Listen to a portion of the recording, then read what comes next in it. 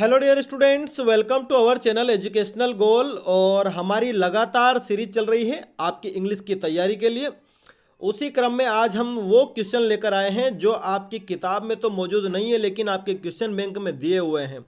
हर chapter से हमने लिए हैं, तो वीडियो के अंत तक बने रहना है। और मेरे ख्याल से ये जो क्वेश्चन है, ये 3 नंबर में जो पूछे जाते हैं 75 शब्दों में, वो वाले हैं। तो आप सभी को मेरे साथ ही इनको याद कर लेना है, क्योंकि कल आपकी एग्जाम है। ठीक है, तो देखिए पहला प्रश्न है डीप वाटर से। All we have to fear is fear itself. Explain the statement in your own words. कि कुल मिलाकर जो डर होता है वो डर का ही डर होता है। आपको इसी ये जो शब्दांश है या जो वाक्य है, इसको एक्सप्लेन करना है अपने शब्दों में कहानी के आधार पर। तो देखिए, in the story Deep Water, Douglas talks about the fear of water and how he finally overcomes it with strong willpower, courage, hard work and firm determination।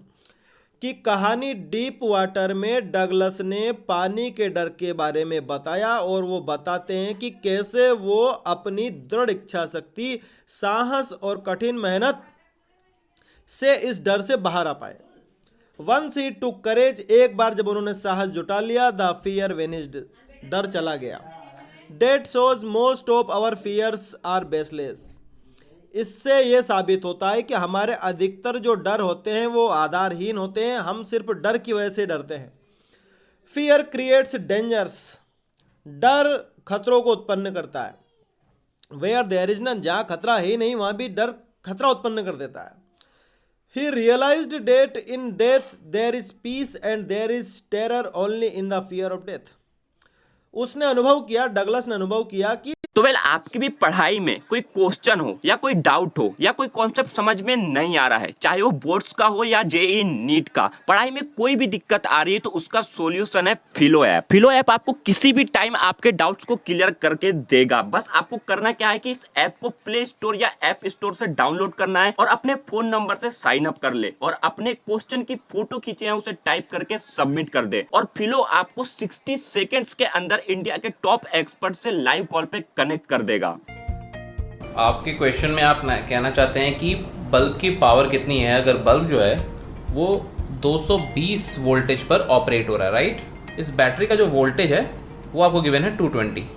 तो ये आपको सिंपल रिलेशन हो गया यहाँ पर। अब अगर कोई आपको और डाउट है तो आप बताइए। No sir, thank you. So guys, it's top simple. Have any question just ask फिलो। इस ऐप की लिंक डिस्क्रिप्शन में जाके वहां से इजीली डाउनलोड कर सकते हैं। मृत्यु में तो शांति है, लेकिन जो डर है वो सिर्फ मरने के डर में डर है। ठीक है, this shows that fear of something is actually far more dangerous than the thing itself. इससे साबित होता है कि किसी वस्तु का जो भय होता है वो उस वस्तु से भी ज़्यादा खतरनाक होता है। ठीक है, यानी कि भय ज़्यादा खतरनाक है। भले ही परिस्थितियाँ इतनी खराब ना हो, लेकिन भय उन परिस्थितियों को और भी खराब कर देता है। अगला देखते हैं हम। देखिए अगला है द रेड ट्रैप से, है ना। क्वेश्चन है what made the peddler finally change his veg. कि वो जो चूहेदानी बेचने वाला पेडलर था, आखिरकार वो किस कारण से बदल गया। तो देखिए, the experience of the peddler at the manner of the Williamson made the peddler change his veg. कि जो वो चूहेदानी वाला व्यक्ति था, उसका जो विलियमसन के घर पर जो अनुभव रहा, विलियमसन कौन है, वही आयरन मास्टर और उनकी बेटी, इस वजह से उसने अपना रास्ता बदल लिया। अर्लियर ही had never known a true sympathiser और वेल विशर। इससे पहले उसे ऐसा कोई भी व्यक्ति नहीं मिला था जो वास्तविक में शुभचिंतक है, अच्छा है। He had no friend to steer him to on the right path. उसके पास ऐसा कोई दोस्त भी नहीं था जो उसको सही रास्ता दिखा सके। Though the crofter was hospitable to him and even the iron master had almost offered him help, they failed to leave any impact on him. कि यद्यपि जो कृषक था उसने भी बड़ा सत्कार किया, आयरन मास्टर जो था उसने भी उसकी मदद करी, लेकिन वो दोनों भी उस पर प्रभाव छोड़ने में असफल रहे। It was एडला who through her genuine care and understanding was finally able to change the peddler for the better। वो सिर्फ एडला ही थी जो कि आयरन मास्टर की बेटी थी, जिसने अपनी लगातार केयर और समझ से आखिरकार उस पेडलर को बदल ही दिया। ठीक है, तो प्रश्न में हमसे ये पूछा है किस कारण से बदल गया था। अब देखते हैं हम अगला प्रश्न। ये देखिए, how does the metaphor of the rat trap serve to highlight the human predicament, कि किस प्रकार ये जो रेड ट्रेप शब्द है, इस एक हिसाब से देखा जाए तो रूपक है, किस प्रकार मानवीय दशा को व्यक्त करता है। ठीक है, तो देखते हैं। चूहेदानी, आपको पता होगा कि चूहेदानी जो कहानी में बताया गया है कि ये संसार एक चूहेदानी है और व्यक्ति इस संसार की मोह माया में फंसकर आखिरकार फंस ही जाता है उस चूहेदानी में, इस संसार रूपी चूहेदानी में व्यक्ति फंस जाता है। तो देखिए, The metaphor of the red trap signifies that the world exists only to trap people by setting bets for them. कि इस कहानी में जो चूहेदानी रूपक इस्तेमाल हुआ है ये इंगित करता है कि संसार वास्तव में लोगों को फंसाने के लिए लालच देता है। Whenever someone is tempted by the luxuries, he ends up being caught in a dangerous trap. कि जब भी कोई इस लालच में, इस विलासिता के लालच में फंसता है, उसका अंत आखिरकार उस जाल में फंसकर ही होता है। The author thus makes a much deeper comment on the woeful plight of those in pursuit of the worldly pleasure which often lead them to unfortunate situation. कि कहानी एक गहरा प्रभाव छोड़ती है, या फिर लेखक एक गहरा प्रभाव डालते हैं उन लोगों के ऊपर जिन्होंने सांसारिक इच्छाओं के लिए अपने आप को किसी खराब परिस्थिति में फंसा लिया है। ठीक है, unfortunate situation. The story helps in realising the importance of general goodness and kindness, कि कहानी मदद करती है ये पहचानने में कि वास्तव में जो अच्छाई है उसी में हित है। The peddler is saved from the snare of the huge red trap called world only when he appreciates the kindness to him by Adla.